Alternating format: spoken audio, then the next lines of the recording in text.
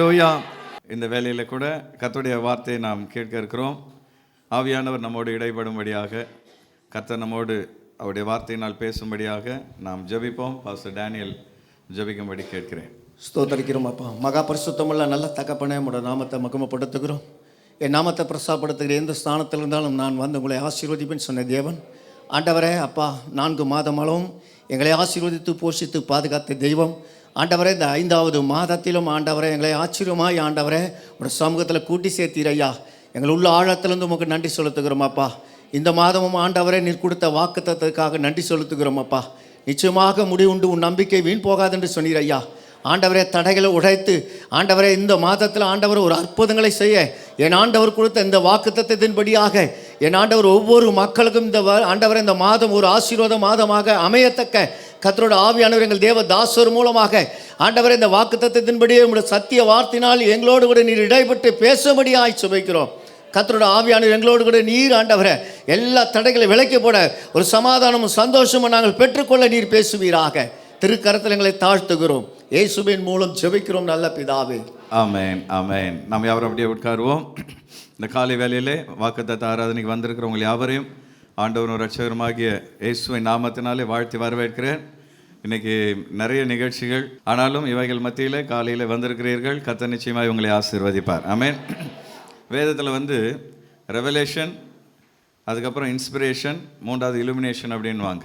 கர்த்தர் தம்முடைய வார்த்தைகளை தேவனுடைய மனிதர்களுக்கு வெளிப்படுத்தின அந்த வார்த்தைகளை எழுத வைத்தார். அதுக்கு பேர் தான் இன்ஸ்பிரேஷன். ஆவியானவர் அந்த வார்த்தைகளை எழுத வைத்தார். எழுதப்பட்ட வார்த்தைகளை நாம் வாசிக்கும் பொழுது நமக்கு இலுமினேஷன், வெளிச்சத்தை கர்த்தர் தருகிறார். ஆமென். அப்போ பைபிளில் நிறைய வசனங்கள் இருக்கும். ஆனால் சில வசனங்கள் வாசிக்கும் பொழுது இந்த வசனம் உனக்கு தான் அப்படின்னு சொல்லி ஆவியானவர் சொல்லுவார். அந்த நேரத்தில் நம்ம கான்டெக்ஸ்ட்லாம் பார்க்க தேவையில்லை. வேதத்தை பிரசங்கிக்கும் பொழுது பேக்ரவுண்ட் பின்னணியத்தை பார்க்கணும். ஆனால் வாக்குத்தத்தங்களை கர்த்தர் நமக்கு தனிப்பட்ட விதத்தில் கொடுக்கும் பொழுது அந்த வாக்குத்தத்தங்கள் நமக்கு உரித்தவனவைகள். எப்பவுமே ஆண்டவர் சில நேரம் லாஸ்ட் மினிட்ல வசனங்களை தருவார். ஆனால் கடந்த வாரத்திலே ஒரு நாள் நான் தியானம் செய்து கொண்டிருக்கும் பொழுது திடீரென்று இந்த வார்த்தையை கர்த்தர் எனக்கு கொடுத்தார். நிச்சயமாகவே முடிவு உண்டு, உன் நம்பிக்கை வீண் போகாது. அப்போது நான் கடந்த நாட்களில் கொடுக்கப்பட்ட வாக்குத்தத்தங்களை பார்த்தா 2021 2 வருஷத்துக்கு முன்னாடி இதே வாக்குத்தத்தத்தை ஆண்டவர் கொடுத்துருக்கிறார். ஆனால் 2வது முறை அதே வாக்குத்தத்தம் ரிப்பீட் ஆகுதுன்னா நிச்சயமாகவே அது நடக்கும். ஹல்லேலூயா. ஆகவே இந்த காலை வேளையிலே பல சூழ்நிலைகளிலே பல கேள்விகளோடு நீங்கள் வந்திருக்கலாம். ஆனால் கர்த்தர் உங்கள் எல்லா தேவைகளுக்கும் எல்லா எதிர்பார்ப்புகளுக்கும் ஒரு முடிவை இந்த நாளிலே வைத்திருக்கிறார். ஆமென். இந்த காலை வேளையில் கூட பக்கத்தில் இருக்கிறவங்க கரங்களை பிடித்து அவங்களுடைய முகத்தை கொஞ்சம் பார்த்து நான் சொல்கிற இந்த வாக்குத்தத்தத்தை சொல்லுங்கள். சிஸ்டர், பிரதர், நிச்சயமாகவே முடிவு உண்டு, உங்கள் நம்பிக்கை வீண் போகவே போகாது. ஹல்லேலூயா. ஆண்டவர் நம்முடைய நம்பிக்கை வீண் போக விட மாட்டார். ஆமென். பெதஸ்தா என்கிற குளத்திலே அதன் அருகிலே வியாதி பிடித்த ஒரு மனிதன் அவன் காத்து கொண்டிருந்தான். அந்த நாட்களிலே ஒரு நம்பிக்கை உண்டு, அந்த குளத்தை தேவதூதன் இறங்கி கலக்குவான். அப்படி அந்த குளம் தானாகவே கலங்கும் பொழுது யார் முதல்ல அந்த குளத்தில் இறங்குகிறார்களோ அவர்கள் என்ன வியாதியாக இருந்தாலும் சுகமாகி விடுவார்கள். ஆகவே வியாதியஸ்தர்கள் அந்த குளத்தின் அருகில் இரவும் பகலும் உட்கார்ந்திருப்பார்கள். எப்படியாவது அந்த குளம் கலங்கும் பொழுது இறங்கிவிட வேண்டும் என்று ஒரு மனிதன் அந்த குளத்திலே 1 வருடம் அல்ல, 2 வருடம் அல்ல, 38 வருடங்கள் அந்த இடத்தில் காத்து கொண்டிருந்தான். ஆனாலும் அவன் நம்பிக்கையை விடவே இல்லை. ஹல்லேலூயா. எத்தனை வருடம் ஆனாலும் ஒரு நாள் இந்த குளத்தில் நான் இறங்குவேன், என் வியாதி சுகமாகும் என்று அவன் பொறுமையாய் காத்து கொண்டிருந்தான். அவனுடைய காத்திருத்தலை கர்த்தர் பார்த்து கொண்டிருந்தார். ஹல்லேலூயா. ஒரு நாள் தேவதூதர்கள் அல்ல, தேவதூதர்களை உண்டாக்கின தேவாதி தேவன் இயேசு அவனை தேடி வந்தார். ஆமென். அந்த மனிதனை தேடி அவனை பார்த்து கேட்டார், என்னப்பா நீ 38 வருஷமாக இங்கே இருக்கிறாயே, என்ன பிரச்சனைன்னு. உடனே அவன் சொல்கிறான், ஐயா, நான் குளம் கலங்கும் பொழுது எப்படியாவது எல்லாம் இறங்கணும்னு பார்க்குறேன், ஆனால் எனக்கு ஹெல்ப் பண்ண யாருமே கிடையாது, நான் தனியாக இருக்கிறேன், நான் தடுமாறி இறங்குவதற்குள் வேறொருவன் இறங்கி விடுகிறான், என்னால் அந்த அற்புதத்தை சுகத்தை பெற முடியவில்லை என்ற உடனே இயேசு, நீ சுகமடைய விரும்புகிறாயா என்று கேட்டவுடன் ஆமாம் என்று அவன் பதில் சொல்கிறான். அது ஒரு ஓய்வு நாள்.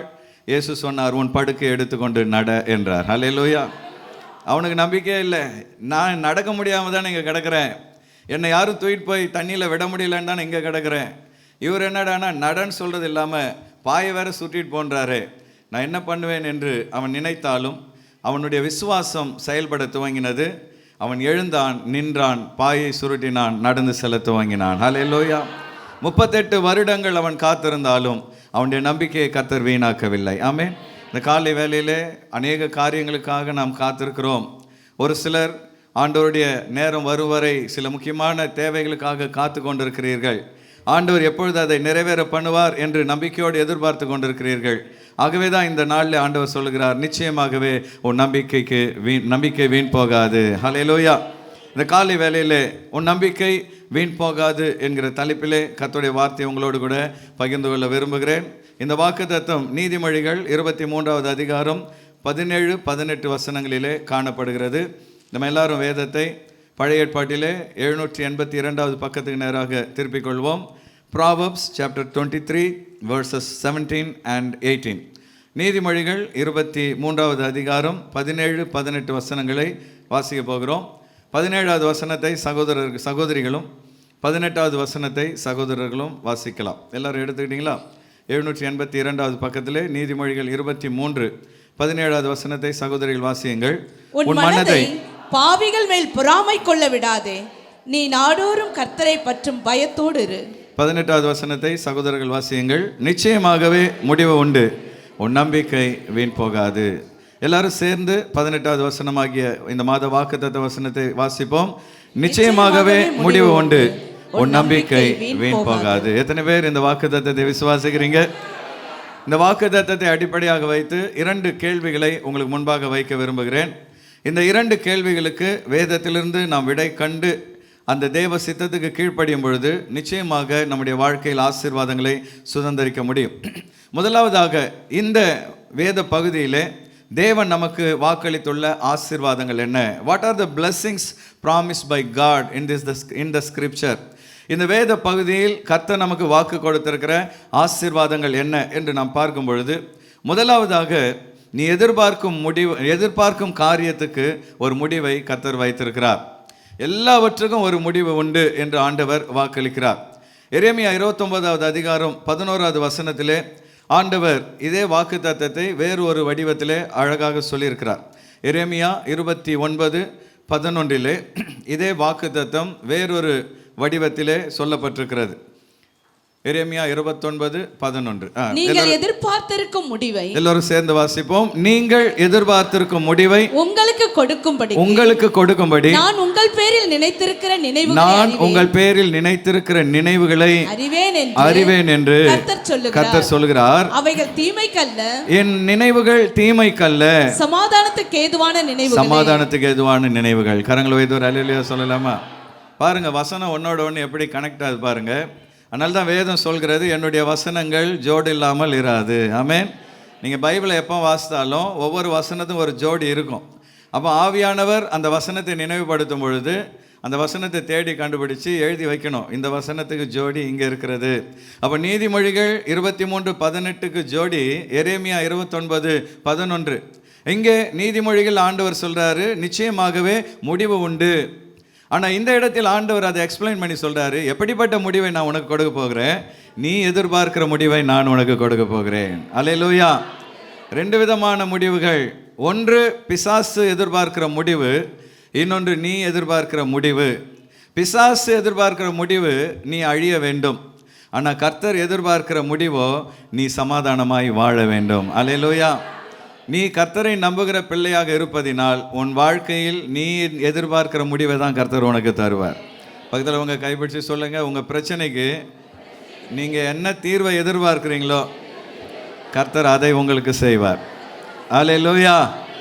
உன் எதிராளி அவன் வேற ஒரு பிளான் வச்சுருப்பான். உன்னை அழிக்கணும், உன்னை காலி பண்ணணும், உன்னை தரையில் தள்ளணும், உன்னை ஒன்றும் இல்லாமல் பண்ணணுன்ட்டு அவன் பிளான் வச்சுருப்பான். ஆனால் கர்த்தரோ உனக்காக வேறு ஒரு காரியத்தை மனதில் வைத்திருக்கிறார். சில நேரங்களில் ஒன்றை நீங்கள் புரிஞ்சுக்கிடணும், உங்களுக்காக நீங்கள் வைத்திருக்கிற திட்டங்களை விட கர்த்தர் வைத்திருக்கிற திட்டங்கள் மேலானவைகள். அல்லேலூயா. சில நேரத்தில் நம்ம நினைப்போம், நான் இந்த பிளான் சக்ஸஸ் ஆச்சுன்னா நல்லா இருக்குமேன்னு சொல்லி. ஆனால் ஆண்டவர் அந்த பிளானை மாற்றுவார். அடடா வேற மாதிரி போகிறதே, இது நடக்குமா நடக்காதா, கர்த்தர் இதெல்லாம் மாற்றி விடுகிறாரே என்று நாம் நினைக்கலாம். ஆனால் கர்த்தர் வைத்திருக்கிற அந்த திட்டம் நிறைவேறும் பொழுது நீ தைரியமாக சொல்லுவ, கர்த்தர் எனக்கு நன்மையை செய்தார். ஆமென். அதனால தான் ஆண்டவர் சொல்றாரு, உனக்காக நான் வைத்திருக்கிற அந்த நினைவுகள் தீமைக்கல்ல. இன்னைக்கு அது தீமை போல தெரியலாம், உன்னுடைய சூழ்நிலைகள் இன்றைக்கு எதிர்மாறாக தெரியலாம், நான் நினைப்பது ஒன்று நடப்பது ஒன்றாக இருக்கிறது என்று நீ நினைக்கலாம். ஆனால் ஆண்டவர் சொல்றார், இல்லை மகளே, என்மேல் அன்பு வைத்திருக்கிறவர்களுக்கு நடக்கிற எல்லாம் நன்மையாகவே முடியும். ஹல்லேலூயா.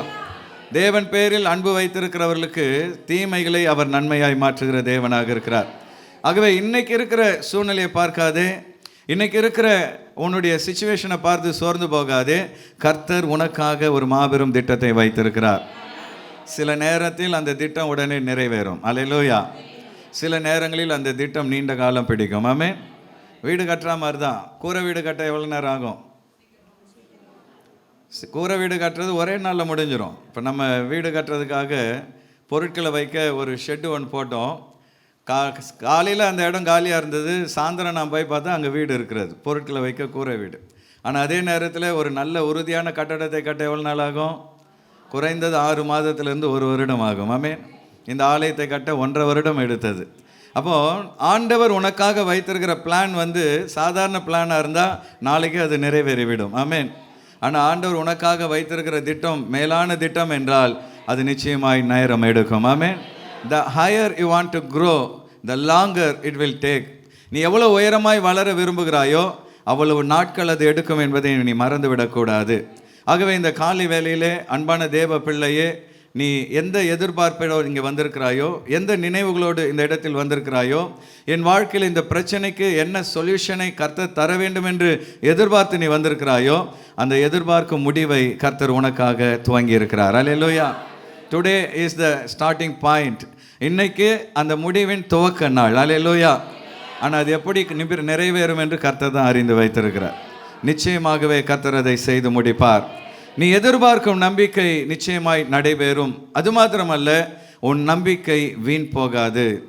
இந்த வாக்குத்தத்தத்தின் 2வது அம்சம், உன் நம்பிக்கை வீண் போகாது. நீதிமொழிகள் 23:18 நம்ம மறுபடியும் வாசிப்போம். அங்கே சொல்லப்பட்டிருக்கிறது, நிச்சயமாகவே முடிவு உண்டு, நிச்சயமாகவே முடிவு உண்டு, உன் நம்பிக்கை வீண் போகாது. உன் நம்பிக்கை ஒரு நாளும் வீணாய் போகாது. ஹல்லேலூயா.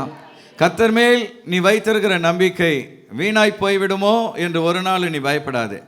பிசாசு சொல்லுவான், ஆமாம் நீ காத்துக்கிட்டே இருக்கிற, ஜெபம் பண்ணிகிட்டே இருக்கிற, உங்கள் ஆண்டவர் உன்னை கைவிட்டு விட்டார், இதெல்லாம் நடக்காது, இதெல்லாம் கிடைக்காது என்று சொல்லி பிசாசு உன்னை பார்த்து சொல்லுவான். ஆனாலும் உன் நம்பிக்கையிலே உறுதியாக இரு. என் ஆண்டவர் என் நம்பிக்கையை வீணாக விடமாட்டார் என்பதிலே உறுதியாக இரு. ஒன்றை நீங்கள் புரிந்து கொள்ளுங்கள், கர்த்தரால் முடியாத காரியம் என்று இந்த உலகத்தில் ஒன்றுமே இல்லை. அல்லேலூயா. ஆனால் அவரால் முடியாத ஒரே ஒரு காரியம் உண்டு. என்னன்னா, தம்முடைய பிள்ளைகளுடைய நம்பிக்கையை அவரால் வீணாக்க முடியாது. ஆமென். கர்த்தரால் முடியாது, அது மாத்திரம்தான். நீ அவர் மேல் வைத்திருக்கிற நம்பிக்கையை அவர் வீணாக்க முடியாது. ஏனென்றால் அவர் வாக்குத்தத்தத்தில் உண்மையுள்ளவராக இருக்கிறார். அவர் உனக்கும் எனக்கும் எப்பொழுதும் நல்லவராகவே இருக்கிறார். அல்லேலூயா. அந்த ஆண்டவர் நீ அவர் மேல் வைத்திருக்கிற நம்பிக்கையை நிச்சயமாக ஏற்ற வேளையிலே நடப்பிப்பார். நீ எதிர்பார்க்கிற முடிவை கர்த்தர் உனக்கு நிச்சயமாக தருவார். ஆண்டவரால் முடியாத அதிசயமான காரியம் ஒன்றுமில்லை. ஹல்லேலூயா. நம்ம ஆற்று ஓரத்தில் இடம் வாங்கி ஆலயம் கட்டினது மூத்த விசுவாசிகளுக்கு தெரியும். அப்போது 3 லட்சம் ரூபாய் கொடுத்து அந்த இடத்த வாங்கியிருந்தோம். ஒரு கிரவுண்டு எவ்வளோக்கு வாங்கியிருந்தோம்? 3 லட்சம். ஆனால் அந்த 3 லட்சத்தை இந்த இடத்துல கொண்டு வந்திருந்தால் 3 கிரவுண்டு வாங்கியிருக்கலாம். அந்த நேரம் 2002 அப்போல்லாம் இங்கே விலை கம்மியாக இருந்தது. ஆனால் நாம் என்ன நினச்சோம், மெயின் ரோடில் இருந்தால் மக்கள் ஈஸியாக வந்து போக வசதியாக இருக்கும், மெயின் ரோடு அருகில் வாங்கினோம். ஆனால் அந்த இடம் நம்ம ஃபோர்ஜரி பட்டாவை கொடுத்து நமக்கு ஆற்று புறம்போக்கை நமக்கு ஏமாற்றி கொடுத்துட்டாங்க. அப்பொழுது அரசாங்கம் அந்த இடத்தை எடுத்துக்கொண்ட உடனே அந்த ஓனர்கிட்ட நானும் சில விசுவாசிகளும் போய், சார் நீங்கள் எங்களை ஏமாற்றி இடத்த கொடுத்துட்டீங்க. ஏமாற்றின்னு அவர்கிட்ட சொல்லலை, இடத்த கவர்மெண்ட் எடுத்துடுச்சு, நாங்கள் கொடுத்த பணத்தை எங்களுக்கு கொடுங்கள் என்று சொன்னோம். அவர் உடனே புலம்ப ஆரம்பிச்சிட்டார். வாங்க சார்னு சொல்லி அவர் இடமும் நிறைய ஆத்துவரத்தில் இருந்து, ஏன் பாருங்கள், ஏங்க கட்டடத்தெல்லாம் இடிச்சிட்டாங்க, என் இடத்தெல்லாம் எடுத்துட்டாங்க, எனக்கு 70 லட்சம் நஷ்டம், நீங்கள் 3 லட்சத்துக்காக நிற்கிறீங்களே, எனக்கு 70 லட்சம் நஷ்டம். அவர் வந்து பஞ்சப்பாட்டு பாட ஆரம்பித்தார். அப்புறம் நாங்கள் சொன்னோம், சார் உங்களை குறித்து மக்கள் நல்லா சொன்னாங்க, அவர் வந்து ரொம்ப நல்லவர், நேர்மையானவர் அப்படின்னு சொன்னதுனால தான் நம்பி இந்த இடத்த வாங்கினோம். கடைசியில் இப்படி போய்விட்டது, நீங்கள் அந்த பணத்தை கொடுத்து தான் ஆக வேண்டும், இது கடவுளுடைய பணம்னு சொன்னேன். அவர் காதிலே வாங்கலை. ஆனால் ஒவ்வொரு முறையும் வந்து நான் ஜெபம் பண்ணிகிட்டே இருப்பேன், ஆண்டவரே விசுவாசிகள் அவங்க கஷ்டத்தில் கொடுத்த இந்த பணம் வீணாய் போகக்கூடாது ஆண்டவரே, இது எப்படியாவது என் கைக்கு திரும்பி வர வேண்டும். ஹல்லேலூயா. 1 வருஷம் ஜெபம் பண்ணேன், 2 வருஷம் ஜெபம் பண்ணேன், 3 வருஷம், 4 வருஷம், 5 வருஷம், பணம் என்ன பண்ணல, வரவே இல்லை. நம்பிக்கை போகிற நேரம். சரி, இதுக்கு மேலே ஆற்றுல போட்ட மாதிரி நினைக்க வேண்டியது, அந்த பணம் வராது அப்படின்னு நினச்சிட்டோம். 20 முறைக்கு மேலே போய் கேட்டுட்டோம், அவர் மனம் இறங்கவே இல்லை. ஒரு நாள் அவர்கிட்டருந்து ஃபோன் வந்தது, சார் உங்களை பார்க்கணும் அப்படின்னார். நான் திருவேற்காடில் தான் இருக்கிறேன்னார். நேராக நம்ம சர்ச், அப்போல்லாம் சர்ச் கட்டி முடிச்சிட்டோம்ல, நேராக இங்கே வந்தார். வந்தவொடனே என்ன சார் அப்படின்னு, உங்கள் பணத்தை நான் திரும்பி கொடுக்குறேன்னார். ஹல்லேலூயா. எனக்கு ஒரே ஆச்சரியம், 5 வருஷம் கழித்து கொடுத்த 3 லட்சத்தை திரும்பத்தார். முதல வாயில் போன பணம் என்ன பண்ணுது, திரும்பி வருது. அப்போது ஒரு குறிப்பிட்ட நாளில் ஒரு 7 days டைம் கேட்டார். குறிப்பிட்ட நாளில் ஒரு லாயருடைய ஆஃபீஸ்க்கு என்னை அழைத்து அந்த பணத்தை திரும்பி வாங்கிவிட்டேன் என்று அந்த அக்ரிமெண்ட்டில் சைன் பண்ணிவிட்டு என்கிட்ட கொடுத்த டாக்குமெண்ட் எல்லாம் திரும்ப வாங்கிட்டு 3 லட்சம் ரூபாயை அவர் திரும்ப கொடுத்தார். கையில் வைத்து ஒரு அலையிலையா சொல்லலாமா? அதை என்ன பண்ணீங்க பாஸ்டர் நீங்கள் கேட்கலாம். அதை நான் என்ன பண்ண போகிறேன், கட்டட நிதியில் தான் போட்டேன். அந்த பணத்தை வச்சு தான், அது கூட கொஞ்சம் பணம் போட்டு தான் இந்த இடத்த வாங்கினோம். ஆகவே சில நேரத்தில் வந்து நீங்கள் நினைக்கலாம், இனிமேல் நம்பிக்கையே கிடையாதுப்பா, இது நடக்காது, டாக்டர் சொல்லுவான் உனக்கு குழந்தை பிறக்க வாய்ப்பே கிடையாதுமா அப்படின்னுவான். இந்த பேஷண்ட்டு பிழைக்கிறதுக்கு நம்பிக்கை கிடையாதுன்னுவான். பக்கத்தில் இருக்கிறவன் சொல்லுவான், நீ வாங்கின கடனுக்கு அதுலேருந்து மீண்டு வரவே முடியாதுப்பா, நைஸாக ராத்திரியோட ராத்திரியாக ஊரை விட்டு ஓடி போயிடுப்பான்னுவான். நம்பிக்கை இல்லாத சூழ்நிலைகள் உனக்கு இருக்கலாம், ஆனால் கர்த்தர் பேரில் நீ உறுதியான நம்பிக்கை வைத்திருப்பாய் என்றால் நிச்சயமாகவே கர்த்தர் அதை நிறைவேற பண்ணுவார். அல்லேலூயா. என் கணவர் ரட்சிக்கப்படுவாரா என்ற கேள்வியோடு நீ இருக்கலாம், கர்த்தர் ஏற்ற வேலையில் அவரை ரட்சிப்பார். ஆமே. முரட்டு பையனாக இருக்கிற என் பையன் ரட்சிக்கப்படுவானா, கர்த்தர் ஏற்ற நேரத்தில் அதை செய்வார். தேவனால் கூடாத அதிசயமான காரியம் ஒன்றுமில்லை என்று வேதம் சொல்கிறது. அப்போ ஆண்டவர் 2 வாக்குத்தத்தத்தை கொடுக்கிறார். முதலாவது, நீ எதிர்பார்க்கும் முடிவை நான் உனக்கு தருவேன், உன் நம்பிக்கையை வீணாக போக நான் விடமாட்டேன். 2வது கேள்வி, தேவன் இந்த வாக்குத்தத்தம் நிறைவேறணும்னா எப்பவுமே சில கட்டளைகளை கர்த்தர் வைத்திருப்பார். வாக்குத்தத்தத்துக்கு பின்பாக சில நிபந்தனைகளை தேவன் வைத்திருப்பார். அப்போ இந்த கட்டளைகள் நிறைவேற ஆண்டவர் 2 நிபந்தனைகளை வைக்கிறார். தேவன் கொடுத்துள்ள கட்டளைகள் அல்லது நிபந்தனைகள் என்ன? What are the commandments given by God to accomplish this promise? இந்த ப்ராமிஸ் நம்முடைய வாழ்க்கையிலே நிறைவேற தேவன் வைத்திருக்கிற நிபந்தனைகள் என்ன? 2 நிபந்தனைகள். முதலாவதாக, பாவிகள் மேல் பொறாமை கொள்ளாதே. ஹல்லேலூயா. நீதிமொழிகள் 23:17 நாம் அதை பார்க்கிறோம். நீதிமொழிகள் 23:17 எல்லோரும் சேர்ந்து வாசிங்க. உன் மனதை பாவிகள் மேல் பொறாமை கொள்ள விடாதே, நீ நாடோறும் கர்த்தரை பற்றும் பயத்தோடு இரு.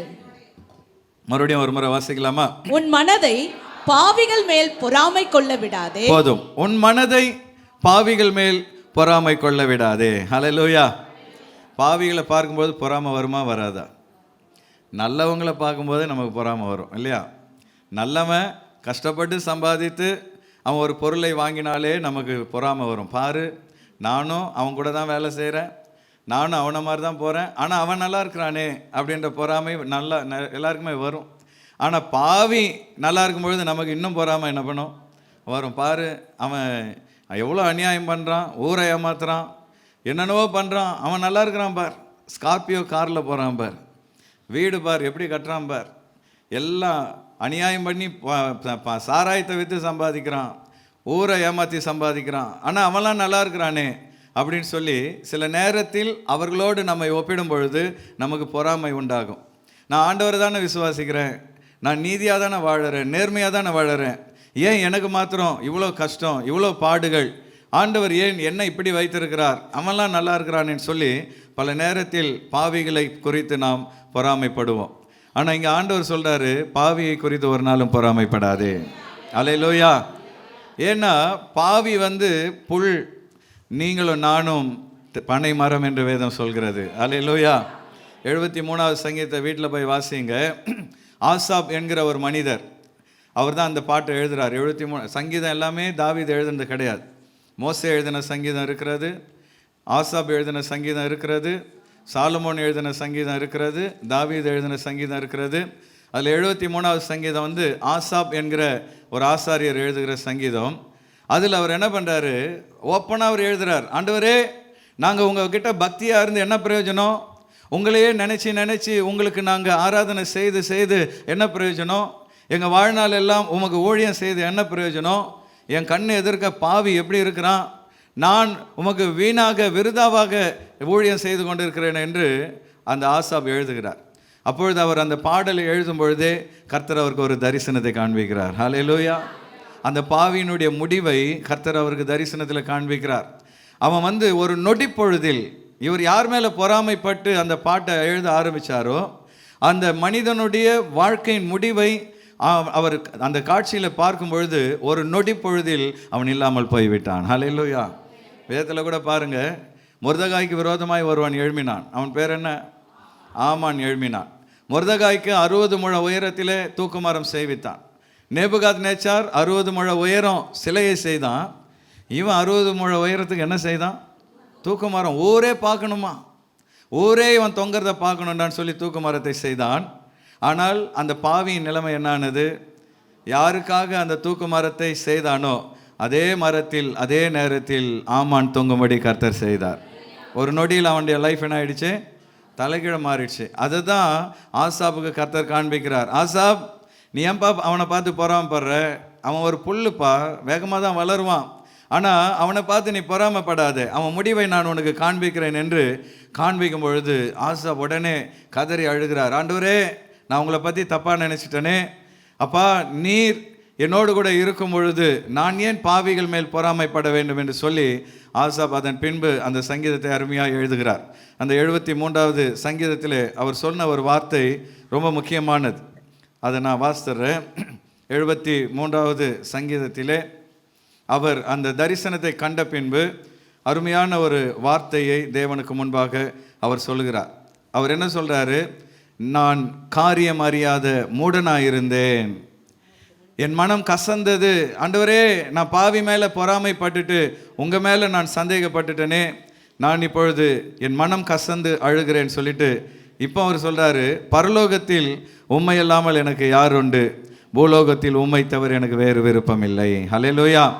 பாவியின் முடிவை நான் பார்த்துட்டாண்டவரே, இதுக்கு மேலே இந்த பூமியில் எனக்கு வேறு விருப்பம் இல்லை, நான் பூமிக்குரிய காரியங்களை குறித்து கவலைப்பட மாட்டேன் என்று அவர் சொல்லுகிறார்.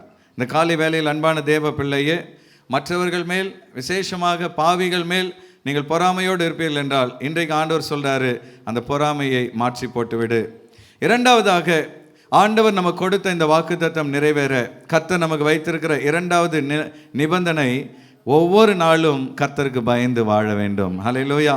மறுபடியும் நீதிமொழிகள் 23:17, நீதிமொழிகள் 23:17 மறுபடியும் நம்ம வாசிப்போம். அங்க என்ன சொல்லப்பட்டிருக்கிறது? உன் மனதை பாவிகள் மேல் பொறாமை கொள்ள விடாதே, உன் மனதை பாவிகள் மேல் பொறாமை கொள்ள விடாதே, நீ நாடோறும் கர்த்தரை பற்றும் பயத்தோடு, நாள்தோறும் கர்த்தரை பற்றும் பயத்தோடு வாழ வேண்டும். ஹல்லேலூயா.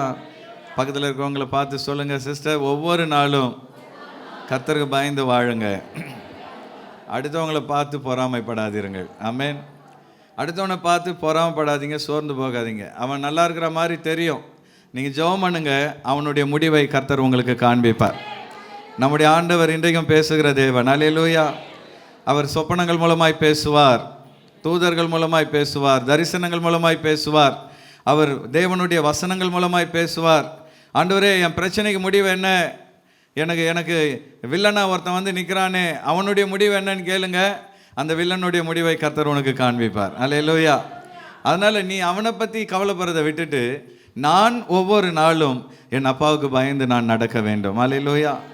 நாள்தோறும், ஏதோ ஒரு நாள் 2 நாள் அல்ல, ஒவ்வொரு நாளும் உன் வாழ்க்கையின் முடிவு வரை ஒவ்வொரு நாளும் நீ கர்த்தருக்கு பயந்து நடக்க வேண்டும் என்று ஆண்டவர் விரும்புகிறார். அன்பான தேவ பிள்ளையே, இந்த உலகத்திலே தேவனுக்கு பயந்து நடக்கிறவர்கள் வேறு யாருக்கும் பயப்பட வேண்டிய அவசியங்கள் இல்லை. அல்லேலூயா. மனிதனுக்கு நீ பயந்து நடந்தால் ஒவ்வொரு நாளும் உனக்கு மரணம் தான். மனுஷனுக்கு பயப்படுகிற பயம் கண்ணியை வருவிக்கும் என்று வேதம் எச்சரிக்கிறது. ஒவ்வொரு நாளும் நீ பயந்து பயந்து தான் வாழ வேண்டும். ஆனால் கர்த்தருக்கு நீ பயந்து வாழ்வாய் என்றால் உன் வாழ்க்கையில் வேறு யாருக்கும் நீ பயப்பட வேண்டிய அவசியமே கிடையாது. அல்லேலூயா. அவன் எவ்வளோ பெரிய எதிரியாக வேணாலும் இருந்துட்டு போட்டோம், அவன் எப்பேற்பட்ட மனிதனாக இருந்துட்டு போட்டோம், கர்த்தருக்கு பயப்படுகிற உன்மேல் கர்த்தருடைய கரம் உனக்கு பாதுகாப்பாய் நிற்கும். அல்லேலூயா. ஆகவே பாவிகளை குறித்து கவலைப்படாமல் நான் ஒவ்வொரு நாளும் என் ஆண்டவருக்கு எப்படி பயந்து நடப்பது, கர்த்தருக்கு பயந்து நடக்க எளிமையான ஒரு வழி என்னன்னு பார்த்தீங்கன்னா, ஒவ்வொரு நிமிடமும் நான் செய்கிற ஒவ்வொரு காரியமும் அப்பாவுக்கு பிரியமில்லையா? அல்லேலூயா. ஒவ்வொரு நிமிஷமும் அதை சிந்தித்து பாருங்க. நான் செய்கிற இந்த விஷயம் என் அப்பாவுக்கு பிரியமில்லையா? ஆண்டவர் இதில் பிரியப்படுவாரா, மகிமைப்படுவாரா என்று கேட்டு நடப்பீர்கள் என்றால் ஒவ்வொரு நாளும் கர்த்தருக்கு பயந்து நடக்க கர்த்தர் உதவி செய்வார். அல்லேலூயா. ஒவ்வொரு நாளும் நமக்கு சோதனைகள் வரும், நம்மை தேடி பிரச்சனைகள் வரும், ஒவ்வொரு நாளும் நம்மை தேடி போராட்டங்கள் வரும். அவைகள் மத்தியில் நான் என்ன செய்யணும்ப்பா நீங்கள் கேட்டிங்கன்னா கர்த்தர் உங்களுக்கு வழிகளை திறப்பார். யோசேப்பின் வாழ்க்கையிலே ஒவ்வொரு நாளும் அவனுக்கு டார்ச்சர், வெளியிலிருந்தல்ல, அவனுடைய எஜமானின் மனைவி அவனுக்கு டார்ச்சர் கொடுத்துக்கிட்டே இருக்கிறான். ஆனால் அவன் கர்த்தருக்கு பயப்படுகிற பயத்தோடு வாழ்ந்ததினால் அவைகள் எல்லாவற்றிலும் நின்று கர்த்தர் அவனை தப்புவித்தார். ஹல்லேலூயா. எந்த டார்ச்சர் அவனை அழிக்க வந்ததோ அதுதான் அவனை உயர்த்த காரணமாய் மாறியது. அவனுடைய எஜமானின் மனைவினால தான் அவன் சிறைக்கு சென்றான். சிறைக்கு போனதுனால தான் அரசாங்க அதிகாரிகளை சந்தித்தான். அரசாங்க அதிகாரிகளை சந்தித்ததுனால்தான் அவங்க ராஜாவுக்கு ரெக்கமெண்டேஷன் பண்ணாங்க. ராஜாவுக்கு ரெக்கமெண்டேஷன் பண்ணதுனால்தான் அவன் பிரதமராக உயர்ந்தான். ஹல்லேலூயா. அப்போ அவனுடைய உயர்வு எங்கே துவங்கினது? அந்த எஜமானின் மனைவி அவனுக்கு பிரச்சனை பண்ண பாருங்க, அங்கே தான் அவனுடைய உயர்வு துவங்கினது. அவன் வாழ்க்கையிலே தேவையில்லாத பிரச்சனைகள் வருகிறது, தேவையில்லாத நெருக்கடிகள் வருகிறது.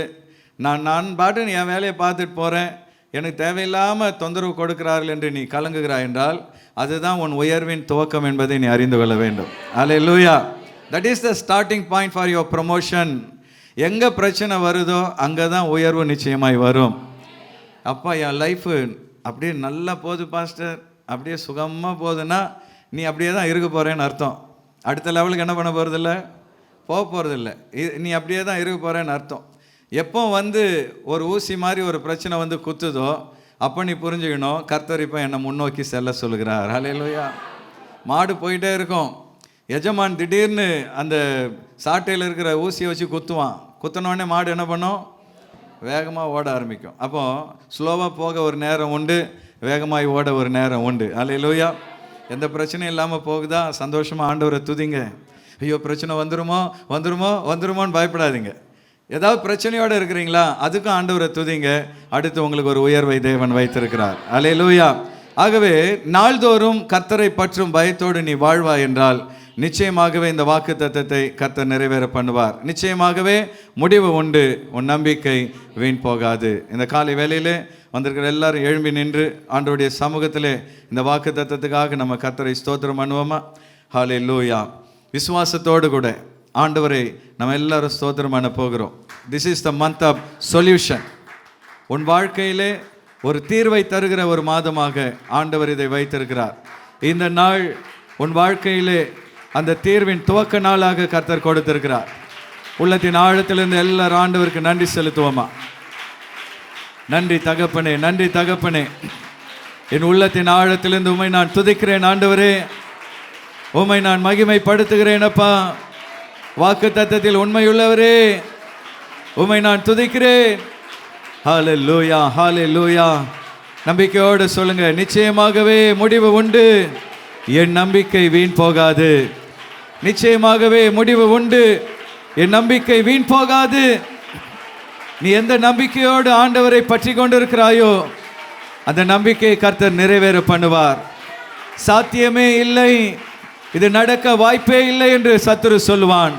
சாத்தியமில்லாததை உன் வாழ்க்கையில் கர்த்தர் சாத்தியமாக்குவார். நடக்க முடியாததை கர்த்தர் உனக்காக நடப்பித்து காண்பிப்பார். கிடைக்க வாய்ப்பில்லாததை கர்த்தர் உனக்கு கிடைக்க செய்வார். கர்த்தரால் கூடாத அதிசயமான காரியம் ஒன்றுமில்லை என்று வேதத்திலே சொல்லப்பட்டது போல ஆண்டவர் உன்னை அதிசயமாய் வழி நடத்துவார், ஆச்சரியமாய் உன்னை வழி நடத்துவார். நீ எதையெல்லாம் பிரச்சனை என்று நினைத்தாயோ, எதையெல்லாம் தடைக்கல் என்று நினைத்தாயோ, அதையெல்லாம் படிக்கல்லாய் கர்த்தர் மாற்றிக்கொண்டிருக்கிறார். எதெல்லாம் உன்னை கீழே தள்ளிவிடுமோ என்று பயந்தாயோ அதெல்லாம் உன்னை உயர்வுக்கு நேராய் கொண்டு செல்ல போகிறது. ஹல்லேலூயா. அவன் என் நாமத்தை அறிந்திருக்கிறபடியினால் அவனை உயர்ந்த அடைக்கலத்திலே வைப்பேன் என்று வாக்களித்த ஆண்டவர், தாவீதை நாளுக்கு நாள் விருத்தி அடைய பண்ணின கர்த்தர், உன் வாழ்க்கையிலே நாளுக்கு நாள் உன்னை உயர்த்துவார், உன்னை விருத்தி அடைய பண்ணுவார். நீ எதிர்பார்க்கும் முடிவை உனக்கு தரப்போகிறார். எதிரி எதிர்பார்த்திருக்கிற முடிவை அல்ல, உன் விரோதி எதிர்பார்த்திருக்கிற முடிவை அல்ல, நீ எதிர்பார்க்கிற முடிவை கர்த்தர் உனக்கு கொடுக்கும்படியாக உன்மேல் அவர் நினைவுகளை வைத்திருக்கிறார், உனக்காக திட்டங்களை வைத்திருக்கிறார். கர்த்தர் வைத்திருக்கிற திட்டங்கள் தீமைக்கல்ல மகனே, தீமைக்கல்ல மகளே, அவை சமாதானத்துக்கு ஏதுவான நினைவுகள். உன் வாழ்க்கையிலே கர்த்தர் வைத்திருக்கிற திட்டங்கள் சமாதானத்துக்கு ஏதுவான திட்டங்கள். ஆண்டவர் அந்த திட்டங்களை ஏற்ற வேளையிலே நிறைவேற பண்ணுவார். இன்றைக்கு அதை கர்த்தர் துவங்கி இருக்கிறார். விசுவாசத்தோடு கர்த்தரை துதிப்போம். ஆண்டவரே, என் வாழ்க்கையிலே ஒரு மாற்றத்தை இந்த நாளிலே நீர் துவங்கி இருக்கிறீர். ஆண்டவரே, இந்த நாள் என் மாற்றத்தின் துவக்க நாள். ஆண்டவரே, நான் அதை விசுவாசிக்கிறேன் அப்பா, நான் அதை விசுவாசிக்கிறேன். ஆண்டவரே, என் நம்பிக்கை வீண் போகவே போகாது. கரங்களை தட்டி எல்லாரும் சொல்லலாமா? என் நம்பிக்கை வீண் போகவே போகாது. ஆண்டவர் என் நம்பிக்கையை வீண் போக விடவே மாட்டார். அவர் உண்மையுள்ள தேவன், அவர் சொன்னதை செய்கிற தேவன், வாக்குத்தத்தத்தை நிறைவேற்ற வல்லமையுடைய தேவன்.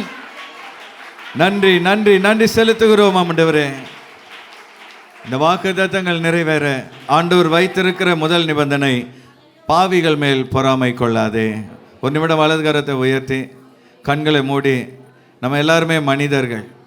ஒரு ஆள் நம்மளை விட மேலே போகும்போது பொறாமை வரும், நல்லவன் போனாவே பொறாமை வரும், பாவி போனால் எவ்வளோ அதிக பொறாமை வரும். ஆண்டவரே, இனி என் கண்ணு முன்னாடி ஒரு பாவி உயர்வதை பார்க்கும் பொழுது, அவன் நல்லா இருக்கிறத பார்க்கும் பொழுது நான் பொறாமைப்படவே கூடாதப்பா.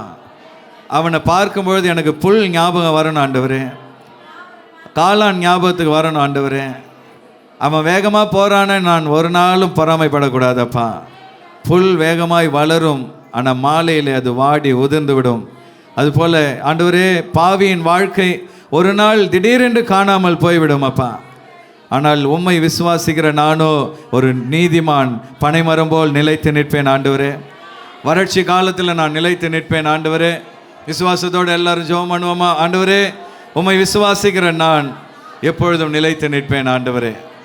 எனக்குள்ளே பாவியை குறித்த பொறாமை வராதபடி என்னை காத்துக்கொள்வீராக.